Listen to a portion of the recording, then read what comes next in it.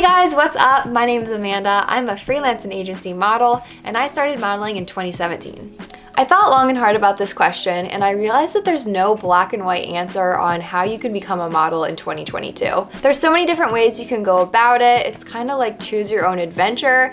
But what I can do for you guys is offer my advice, recommendations, and knowledge about the whole entire modeling industry. But this is just what I think I would do if I were to start in 2022. The short and sweet answer would be to take digitals and apply to agencies online and hope for the best. But I'm a little bit more thorough than that, and I like to be prepared for whatever is thrown my way.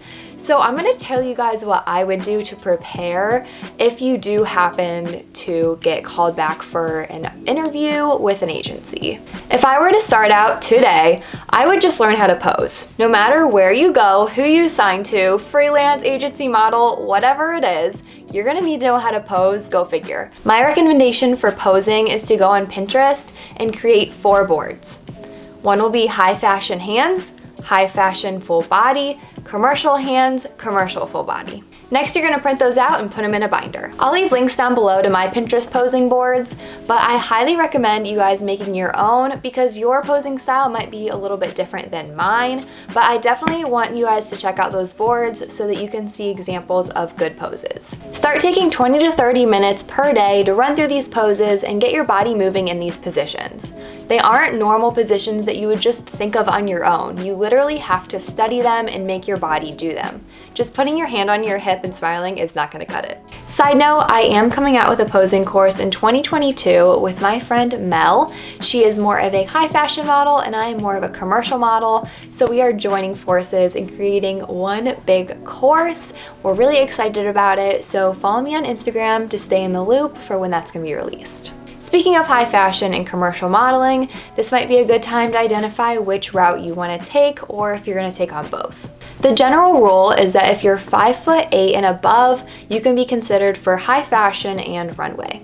If you're 5'7" and under, don't worry, you can be a commercial model, a beauty model, a parts model. There are lots of other options. You don't have to be doing Vogue and runway to be a model. If you're 5'8" and over, it's kind of nice because you can choose between fashion and commercial, or you can do both. No matter what your height is, I would practice both the high fashion and commercial poses. High fashion modeling is more dynamic, but I think commercial models can utilize the same skills. It teaches your body about angles. I'm just now taking high fashion posing classes and I'm a commercial model, but I wish I would have taken the classes a long time ago because I'm just learning a bunch of new things.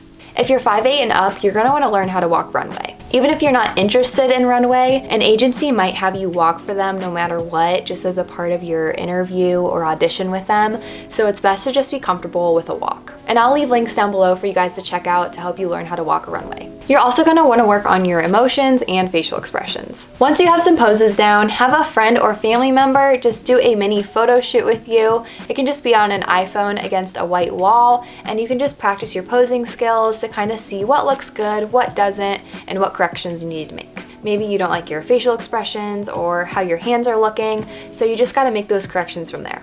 This is getting you prepared for a real photo shoot, getting you comfortable in front of the camera. I will tell you guys, it's a little intimidating when you go on your first shoot. You might be shooting with someone you don't even know and you're trying to pose and do these new things you just learned. So it is a little intimidating, and that's why I suggest practicing at home first with someone that you're really comfortable with. Next, you're gonna go on Instagram and you're gonna search your location, photographers, and try and find one that has a similar following to you. You're gonna use your first few photo shoots as practice, just getting comfortable in front of the camera and trying out those new poses. Eventually, once you get more comfortable with posing, you can pay a full-time professional photographer to give you the photos that you really need. After you're pretty comfortable on a photo shoot, I would start researching local mother agencies in your area. Their website will have a roster of all of the current talent in the agency, and you should go through those portfolios and just take a look at the images, really pay attention to the style and quality of the images, just to kind of give you an idea of what you need for your own book. Your best bet is to sign to a local mother agency. What they do is get you local jobs and help you build your book and your experience, and then eventually after about a year, they can start reaching out to bigger markets, bigger agencies, and you can expand in other states. As you're looking through the models on the agency's website, I would search them on Instagram and look through their photographers and see who they're shooting with. From there, you're gonna reach out to those photographers and ask for a test shoot. They may or may not charge you. It's pretty common that they will charge you, but if you are confident in your posing and you're ready to get those headshots done and really start building a professional book, you're gonna wanna pay for images. It's absolutely worth it. You need good quality images to book a job. Try to get a variety of different looks during the shoot, like different outfits, and make sure you get a headshot. Guys, you are almost there. You know how to pose, you have a little bit of experience, and you have a portfolio started. Now it's time to take digitals. I'll leave a link down below to my video on how to take digitals for agencies. Please don't judge that video. I made it a little over 2 years ago. It's a little cringy, but the information is correct. Now let's talk Instagram. This might surprise you a little bit, but it's important. Number 1, you can clean up your current Instagram and make it look semi-professional, or 2, you can start a modeling Instagram. But just keep in mind, whatever you put on your Instagram, your agency is gonna see it. I'm telling you guys this because agencies want to see your Instagram. A lot of them even have it on the model submission form. They wanna know your Instagram handle and how many followers you have.